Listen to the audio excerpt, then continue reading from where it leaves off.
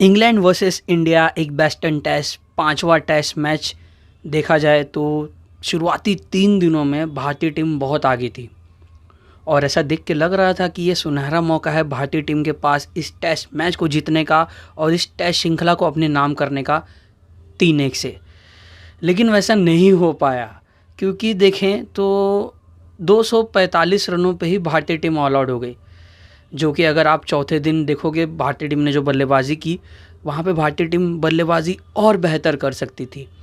जो बढ़त मिली थी 377 रनों की, वो बढ़त 400 के पार भी जा सकती अगर लोअर ऑर्डर जो बल्लेबाजी थी, लोअर ऑर्डर बैटिंग लाइनअप हमारे शार्दुल ठाकुर हो गए, रविंद्र जडेजा थोड़ा और बेहतर प्रयास करते, ऋषभ पंत थोड़ा सा अपना विकेट संभाल के खेलते तो शायद रिजल्ट कुछ और भी देखने को मिल सकता था। लेकिन यहाँ पे जब चेस करने के लिए इंग्लैंड उतरा तो 3 ही विकेट इंग्लैंड के गिरे। जो रूट का 28वां अंतर्राष्ट्रीय टेस्ट शतक, जॉनी बेयरस्टो का 12वां अंतर्राष्ट्रीय टेस्ट शतक, दोनों के बीच में बहुत बड़ी साझेदारी और इंग्लैंड ने कहा जाए ना तो बहुत बुरी तरह भारतीय टीम को हराया है और आसानी से 5वें टेस्ट मैच को जीत के अपने नाम कर लिया है। और अब यह श्रृंखला बराबरी पे हो चुकी है, यानी कि टाई हो चुका है, ड्रॉ हो चुका है। तो भारतीय टीम से कहाँ हुई है गलती, आज हम इस वीडियो में उसी के ऊपर बात करते हैं। सबसे पहले गलती हुई कि कैचेस विन मैचेस, जो हम कहते हैं क्रिकेट में कहावत है। अब हनुमा विहारी से कैच छूटा, कैच ड्रॉप हुआ, वहाँ पे जॉनी बेयरस्टो का जो 16 रन पे खेल रहे थे, सिराज की गेंद थी, वहाँ पे स्लिप में कैच छूटा। अगर वहाँ पे कैच पकड़ लेते हनुमा विहारी तो चौथा विकेट इंग्लैंड का तभी गिर जाता चौथे दिन ही, और शायद फिर वहाँ से कुछ रिजल्ट और भी हमें देखने को मिल सकता था। तो वो शायद वो कैच वहाँ पे छूटा ना, वहीं पे मैच छूट गया, मुझे ऐसा लग रहा था तभी, और वो बहुत बड़ी गलती हुई। दूसरी गलती भारतीय टीम से हुई, इजी सिंगल्स दिए। जब जॉनी बेयरस्टो और रूट के बीच में साझेदारी पनप रही थी, वहाँ पे उन्हें एक चीज़ बहुत आसानी हुई उनके लिए कि उन्हें सिंगल्स बहुत आसानी से मिल रहे थे, जो कि एग्रेशन दिखाया था पहली पारी में बेयरस्टो ने। तो यहाँ पे कप्तान को ये भी सोचना पड़ रहा था कि मुझे फील्ड थोड़ी सी ओपन करनी पड़ेगी। अगर मैंने सारे खिलाड़ियों को क्लोज में ला दिया तो शायद बेयरस्टो चौके के लिए जा सकते हैं, और उन्होंने चौके लगाए थे। तो यहाँ पे दिमाग में 2 चीज़ें चल रही थी और वहाँ पे फील्ड ओपन करना पड़ा, क्योंकि रूट भी थोड़े अलग तरीके से खेलते हैं, सिंगल्स खेलते हैं, मौका मिले तो चौका मारते हैं, और वहाँ पे सिंगल्स बहुत आसानी से मिले। इसीलिए देखिए पार्टनरशिप ना धीरे धीरे बढ़ते जा रही थी, और अगर वहाँ पे सिंगल्स न दिया होता, थोड़ा प्रेशर में आते दोनों बल्लेबाज और वहाँ पे गलती कर सकते थे। तो यहाँ पे टेस्ट क्रिकेट में आप आसानी से सिंगल नहीं देना चाहोगे। गेंदबाज भी यही चाहेगा कि मैं एक छोर से कंटिन्यू जो 6 गेंदे हो, मैं एक ही बल्लेबाज को डालूँ ताकि उसे मैं सेटअप करूँ और आउट कर सकूँ। तो यहाँ पे दूसरी गलती भारतीय टीम से ही हुई। तीसरी गलती मैं कहूँगा दूसरी पारी में उनकी बल्लेबाजी, या फिर कहूँ मैं बैटिंग लाइनअप में इस टेस्ट सीरीज़ में कुछ बल्लेबाज बहुत ही फेल हुए। सबसे पहला नाम मैं लूँगा शुभमन गिल का। अब शुभमन गिल देखिए, जो कि रोहित शर्मा कप्तान हैं, वो ऑलरेडी बाहर हो चुके थे। केएल राहुल इस टेस्ट सीरीज़ में क्या इस टॉर में नहीं है। शुभमन गिल के पास सुनहरा मौका था रन बनाने का, लेकिन दोनों पारियों में वे लंबी पारी नहीं खेल पाए। 17 रन पहली पारी में, दूसरी पारी में 4 रन, और एंडरसन ने दोनों पारी में आउट किया। हनुमा विहारी का भी वही हाल रहा, उन्हें 1 डाउन खेलने का मौका मिला, वहाँ पे भी देखिए वो बहुत उन्होंने निराश किया। गेंदें ज़्यादा खेली, प्रयास किया, लेकिन जो कहा जाता है ना कि पारी थोड़ी सी बड़ी खेले जाए तो अच्छी लगती है, और वही नहीं हो पाया।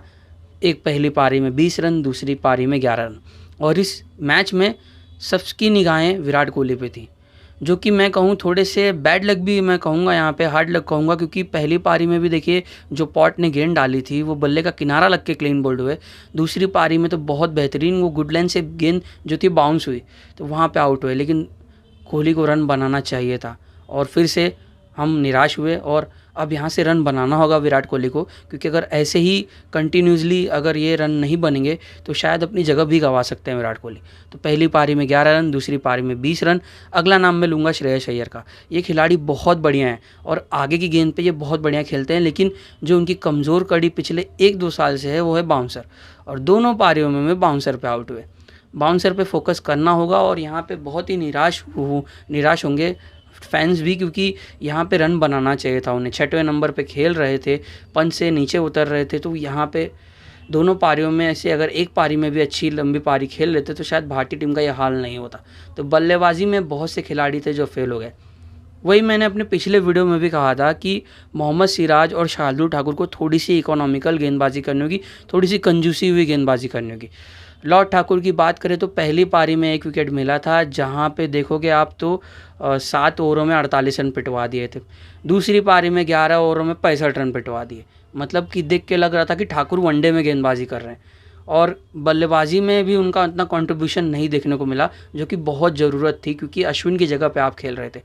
पहली पारी में मात्र 1 रन, दूसरी पारी में 4 रन, दूसरी पारी में तो वो कैसे शॉट खेल के आउट हुए, मुझे तो ऐसा लग रहा था, मैंने देखा, मुझे ऐसा लग रहा था ठाकुर अपना विकेट थ्रो डाउन करके गए, और ऐसा शॉट उन्हें नहीं खेलना चाहिए था, क्योंकि स्क्वायर लेग, फाइन लेग पे दोनों खिलाड़ियों पे पीछे रखा गया था, और वो प्लान पूरी तरीके से सेटअप किया था पॉट ने कि बाउंसर डाल के हम इन्हें आउट करेंगे।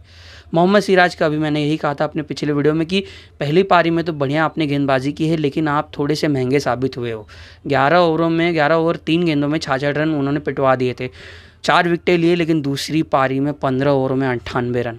और ऐसा प्रदर्शन अभी जो आज किया उन्होंने, मुझे अब नहीं लग रहा कि ओडीआई सीरीज़ में उन्हें जगह मिलेगी, क्योंकि उस स्क्वाड में वो हैं। तो मोहम्मद सिराज ने बहुत ही निराश किया, शार्दुल ठाकुर ने भी बहुत निराश किया। अगर ये दोनों खिलाड़ी थोड़ा सा और अच्छा प्रदर्शन करते, थोड़ी सी कसी हुई गेंदबाजी करते, तो शायद रिजल्ट कुछ और भी हो सकता था।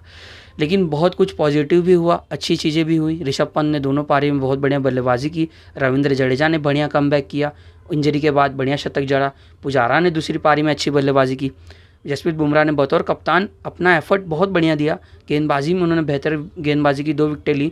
शमी ने भी अच्छी गेंदबाजी की, उन्हें ज़्यादा विकेट नहीं मिले, लेकिन बहुत अनलकी थे, क्योंकि बहुत सारी गेंदें ऐसी थी जहाँ पे विकेट गिरना चाहिए था। तो यहाँ पे थोड़ा लक भी था। जो कि आप देखोगे एलबीडब्ल्यू आउट हो जाते, लेकिन वो जो रिव्यू लिया भारतीय टीम ने बहुत ऊपर से गया था। अगर वो थोड़ा सा बिल्स को भी छू जाता तो शायद रूट भी आउट हो जाते, बैरेस्टो का कैच छूट जाता, बैरेस्टो का कैच पकड़ लेते तो शायद वहाँ पे बैरेस्टो आउट हो जाते। लेकिन गलती हुई है, भारतीय टीम से गलती हुई, उसका खामियाजा भुगतना पड़ा, और 5वां टेस्ट मैच भारतीय टीम हार गई। तो आगे जाके अगर WTC में अब यहाँ से तो अब जीतना बहुत ज़रूरी होगा। मुझे लग रहा है शायद अब क्वालिफिकेशन के चांसेस बहुत कम हो गए हैं। अगर ऐसे ही खेलेंगे तो फिर मुझे नहीं लग रहा आप फाइनल में पहुँचोगे। तो यहाँ से बहुत बढ़िया और सॉलिड कमबैक करना होगा भारतीय टीम को।